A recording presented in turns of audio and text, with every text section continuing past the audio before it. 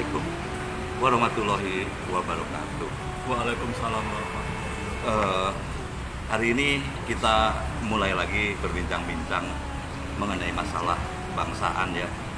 Sebetulnya sangat prihatin dengan kondisi moral bangsa Indonesia yang ada akhir-akhir ini, terutama dari ujaran kebencian, kemudian banyak sekali ulama atau ustadz yang membela teroris, bahkan memberikan ceramah agama yang sangat tidak bermutu.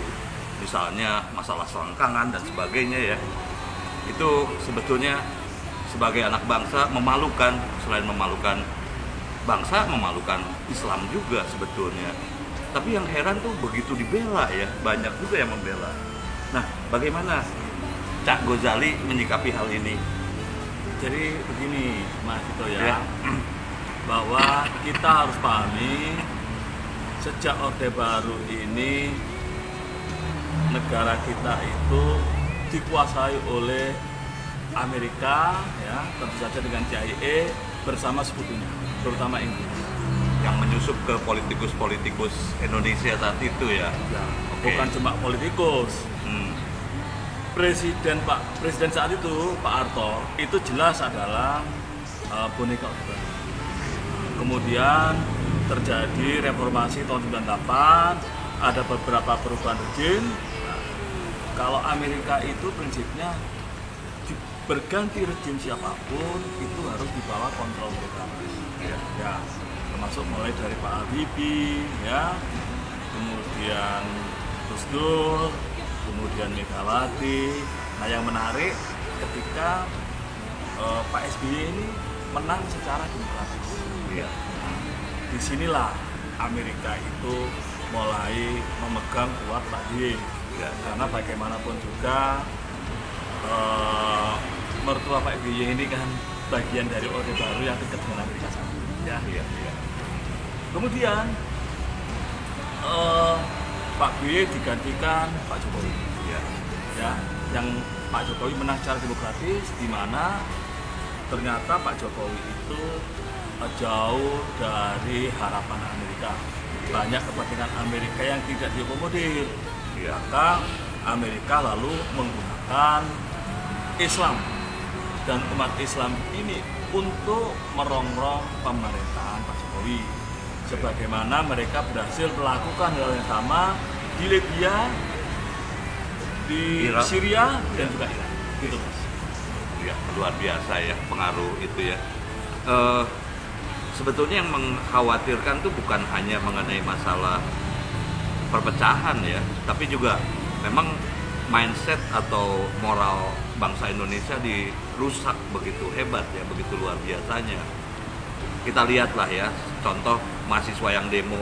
Saya sendiri juga jadi heran, mahasiswa itu belajar di sekolah buat apa kalau seandainya mereka sendiri seperti yang dikatakan Pak Mahfud MD, Omnibus Law aja nggak tahu. Padahal itu kan istilah yang sangat umum. Mereka nggak ngerti loh. Demo bahkan dari isu hoax Presiden 3 periode aja mereka percaya dan itu digembar-gemborkan. Akhirnya mahasiswa Indonesia tuh hanya memikirkan dirinya sendiri. Mungkin dibayar, dikasih duit. Ya itulah kebodohan yang hakiki ya. Gimana Mas? Jadi gini, Mas. Kan saat ini Pak Jokowi itu sudah berkuasa selama katakanlah kurang lebih 7 tahun ya. Ya, artinya selama 7 tahun ini Amerika ya, mereka masuk melalui sekolah, melalui agama, ya, melalui para politisi, ya. ya, membodohi masyarakat. Produk dari pembodohan itu dimulai dari SMP, SMA, dan sekarang mahasiswa. Iya, iya. Jadi mahasiswa itu karena terus dicekokin belajar agama yang tidak sesuai dengan tujuan beragama, akhirnya otaknya menjadi rusak. Iya, Ya. iya. Kalau otaknya rusak bagaimana? Ya tujuan mahasiswa untuk kuliah di perguruan tinggi itu tidak tercapai. Mahasiswa itu kan harusnya kritis, ya, logis, rasional, ya kan, yang diharapkan nanti mampu menjadi pemikir. Pada akhirnya mahasiswa itu cuma menjadi guru, dan menjadi kuda perang untuk kepentingan para politikus busuk. Ya. Saya tidak mengecilkan buruh ya Mas ya. Oke. Saya menghargai buruh. Cuma mahasiswa ini menjadi buruh demo. Iya. Kalau buruh di industri, buruh pabrik, buruh bangunan itu lebih mulia ya Daripada mahasiswa malah. daripada demo buruh. Karena kalau demo buruh itu jelas merusak negara kita. Iya. Kalau buruh pabrik ya buruh bangunan mereka bekerja karena memang mampunya seperti itu. Iya. Oke guys, mudah-mudahan pencerahan dari Cak Ghazali ini bisa membangkitkan kesadaran kita semua bahwa bangkitlah kita dari kebodohan, bangkitlah kita dari sentimen-sentimen yang tidak perlu ya, seperti sentimen agama. Karena pada hakikatnya manusia itu dianugerahi Tuhan adalah